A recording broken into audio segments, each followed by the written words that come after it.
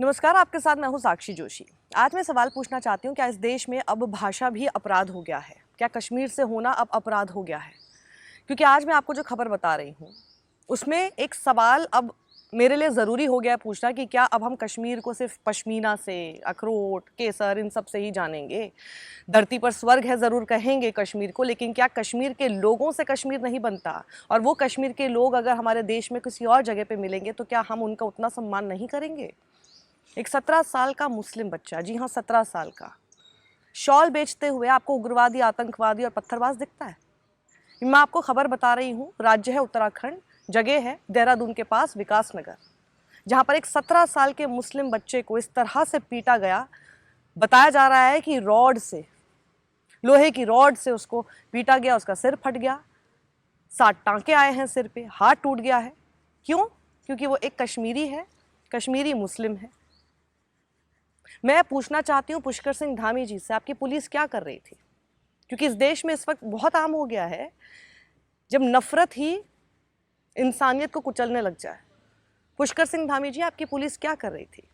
आपकी पुलिस को लेकर के उत्तराखंड के अपराधियों के अंदर कोई खौफ नहीं बचा है?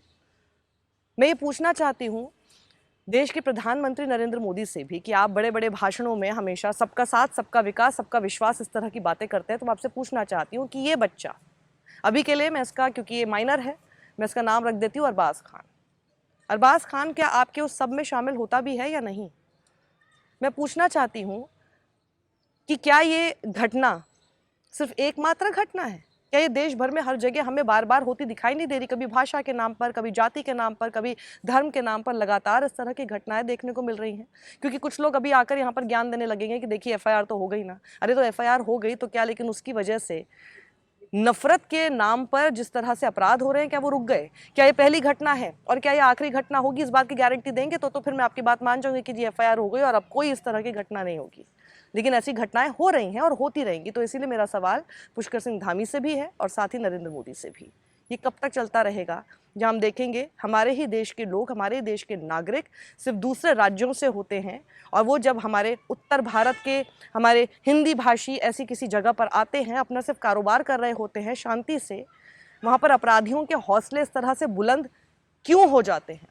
आपके राज्य में, उत्तराखंड में भारतीय जनता पार्टी की सरकार है, केंद्र में भारतीय जनता पार्टी की सरकार है, उत्तर प्रदेश में भी जब ऐसी घटनाएं होती है वहाँ पर भारतीय जनता पार्टी की सरकार है। क्या कर रहे हैं आप इसको रोकने के लिए? मैं आपसे पूछना चाहती हूँ मोदी जी कि जब कोई भीड़ किसी मासूम बच्चे को पीटती है तो आपकी सहानुभूति किसकी तरफ होती है? और साथ ही ये भी बताइए कि आपकी चुप्पी किसकी तरफ होती है? ये जानना आज बेहद ज़रूरी है। क्या ये अरबाज खान और इसके जैसे न जाने कितने और मासूम आपके उस सब में आते हैं जो आपके भाषणों में है, या फिर सिर्फ भाषण भर है वो? आज आपको ये बात बतानी होगी। और वहीं ये इसलिए भी इम्पॉर्टेंट हो जाता है क्योंकि आपके बहुत ही फेवरेट मुख्यमंत्री पुष्कर सिंह धामी जी के राज्य का ये पूरा मामला है। कहीं भी हो, कुछ भी हो, हर चीज़ में बस धर्म घुसा दो। आप मुझे बताइए कि क्या कश्मीरी होना पाप हो गया है इस देश में, या फिर कश्मीर का होकर किसी दूसरे राज्य में जाकर अपना कारोबार करने की कोशिश करना अपराध हो गया है? क्योंकि संविधान तो ऐसा नहीं कहता, पर क्या आपकी बुक्स में वो अपराध है? ये भी तो साफ कीजिए। कुछ लोग कहते हैं कि हम तो पढ़े लिखे हैं, हम तो किसी तरह की कोई नफरत नहीं करते। तो लेकिन मेरा सवाल उन्हीं लोगों से है, फिर एक बात बताइए कि ये कहाँ से आ जाते हैं ये लोग, इस तरह की नफरत परोसने वाले लोग, नफरत दिखाने वाले लोग और नफरत से लोगों को पीटने वाले लोग, ये कहाँ से आ जाते हैं? क्या आसमान से नीचे टपक पड़ते हैं, आसमान से गिर जाते हैं? कहाँ से आते हैं ये लोग? ये हमारे बीच से तो हैं, ये हमारे समाज में तो हैं। और इनके हौसले इतने बुलंद क्यों हो रहे हैं? इनका दुस्साहस इतना क्यों बढ़ रहा है? ये वही लोग हैं जो कि सुबह तो करेंगे पूजा पाठ और शाम को जाकर ढूंढेंगे किसी मासूम को और जाकर उसे पीटेंगे, और उसके बाद फिर हम हिंदू हैं कहकर बहुत बड़े बड़े नारे लगाएंगे। बात महंगाई की हो तो उसके अंदर धर्म घुसा दो, बात बेरोजगारी की हो तो उसमें धर्म घुसा दो, और जाहिर सी बात है कि अगर बात किसी भी अपराध की हो तो उसमें तो धार्मिक एंगल कहीं से भी ढूंढ ही लो, सांप्रदायिक एंगल कहीं से भी ढूंढ ही लो। क्या आपका ज़मीर भी किसी धर्म का मोहताज है? आप ये बताइए कि अगर पीटा गया बच्चा हिंदू होता तो भी क्या इसी तरह की चुप्पी होती और कोई सहानुभूति नहीं होती? पीटने वाला अगर मुस्लिम होता तो भी क्या इसी तरह की चुप्पी होती? और ख़ास तौर पर मैं पूछना चाहती हूँ उस गोदी मीडिया पर, जहाँ पर तो चीख चीख कर डिबेट्स चल रही होती, एंकर चिल्ला रहे होते, सारे गेस्ट वहाँ पर चिल्ला रहे होते, सिर्फ चीखम चिल्ली चल रही होती डिबेट के नाम पर। लेकिन पीड़ित देखते के साथ ही, पीड़ित का धर्म देखते के साथ ही किस तरह से चुप्पी बन जाती है पता ही नहीं चलता, और कितनी आसानी से उस खबर को दबा दिया जाता है, चुपचाप निकल लेते हैं पतली गली से। ये जनता अगर देख रही है तो उसको समझ जाइए कि आखिर क्या करने की कोशिश आपके साथ हो रही है। इसलिए मेरा सवाल अब सीधा ये है, मैं आपको पूछ रही हूँ, आपका गुस्सा इंसाफ के लिए नहीं, आपका गुस्सा इंसाफ के लिए नहीं बल्कि पहचान के लिए बन गया है। कुछ चैनलों ने इस मामले को आखिर क्यों दबा दिया, ये सवाल है, और ये सवाल आप पूछते रहिए। क्यों हेडलाइन इसकी नहीं बनी? क्योंकि ये कहानी आपकी स्क्रिप्ट में फिट ही नहीं होती। आप टीआरपी के लिए चीखते हो लेकिन इंसानियत पर चुप हो जाते हो। क्या कश्मीर सिर्फ तब याद आता है जब पत्थरबाज दिखाने को हो?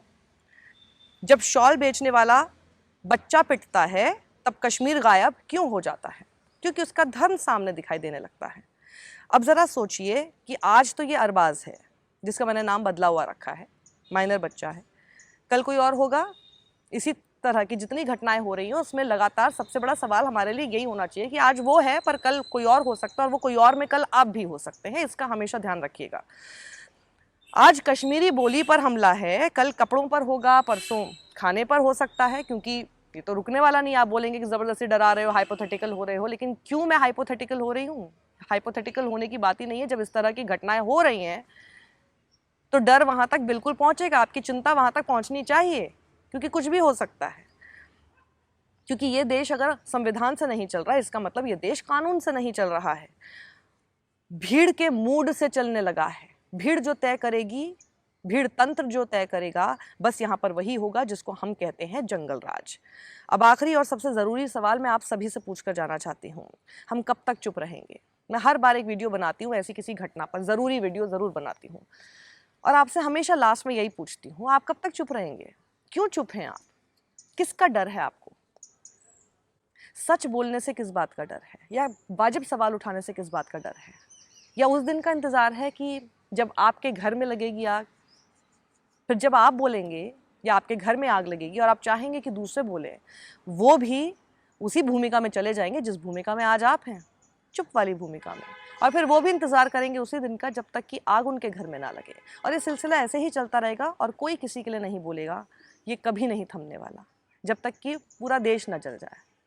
सोचा है कभी आपने कि उसका पूरा इफ़ेक्ट, रिपल इफ़ेक्ट कहते हैं ना, रिपल इफ़ेक्ट क्या होगा? और ऐसे में जब बच्चा पिटता है फिर हम कहने लगते हैं दोनों तरफ से कुछ ना कुछ गलती होगी, हम खुद ही उस अपराध का ना पार्ट बन जाते हैं।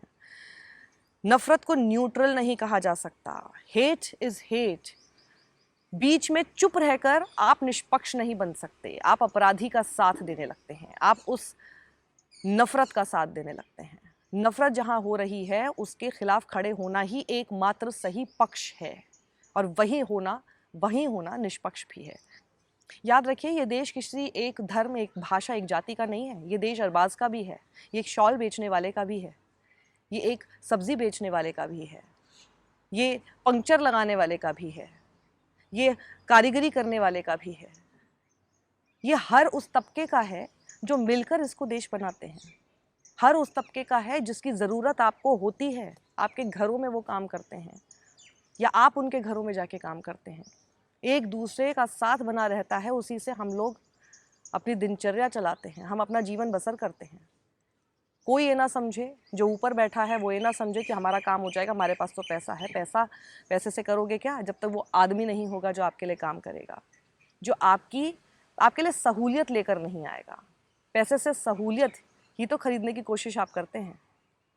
जब वो इंसान नहीं होगा तो कहाँ से आएगा? और वो इंसान जो आपके लिए लेकर आ रहा है, अगर उसको खरीदने वाला कोई आदमी नहीं होगा तो बेचेगा किससे? अपना पेट कैसे पालेगा? तो हम सब एक दूसरे के साथ, एक दूसरे के समर्थन से, एक दूसरे की वजह से ही तो हैं। फिर नफ़रत किस बात को लेकर है, मुझे तो ये समझ में ही नहीं आता। या तो मैं अलग विचारधारा की ही बात नहीं, बल्कि मैं अपब्रिंगिंग मेरी ऐसी हुई है कि मुझे किसी दूसरे इंसान में कोई गलत इंसान ही नहीं नज़र आ रहा है, या आपकी अपब्रिंगिंग में प्रॉब्लम है कि आपको हर किसी से नफ़रत हो रही है, आप उसकी जाति, उसका धर्म देख देख के नफ़रत कर रहे हैं। इतनी नफ़रत क्यों भरी हुई है अंदर?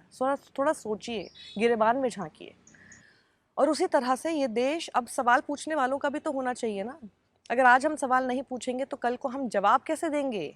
हम तो फिर जवाब देने की भी हैसियत में नहीं रहेंगे, क्योंकि सवाल तो हमने कभी पूछा ही नहीं, तो किस हैसियत से जाके जवाब दे रहे हैं? याद रखिएगा, ये जो मैं खबर आपको बता रही हूँ ना, ये कोई हिंदू बनाम मुस्लिम नहीं है, ये इंसानियत बनाम नफ़रत। ये सिर्फ खबर उससे रिलेटेड है। आज आप अगर चुप रहेंगे तो इतना आप ज़रूर ध्यान में रखिए कि कल को जब इतिहास लिखा जाएगा ना, आपका नाम ना सिर्फ तमाशबीनों की लिस्ट में रहेगा और लोगों को याद ज़रूर रहेगा। मैं तो नहीं चाहती कि मेरा नाम उन तमाशबीनों की लिस्ट में रहे जो कि चुप रही, निष्पक्ष होने के नाम पर मुंह सिलकर बैठ गई, क्योंकि वो निष्पक्षता तो बिल्कुल नहीं है। बताइए, इस लड़ाई में, इस मुहिम में मेरा साथ देंगे? अगर हाँ, तो कमेंट बॉक्स में हम आपके साथ हैं, हम निष्पक्ष हैं, हम नफ़रत के खिलाफ बोलेंगे, इस तरह के कमेंट्स लिखिए। सत्यमेव जयते।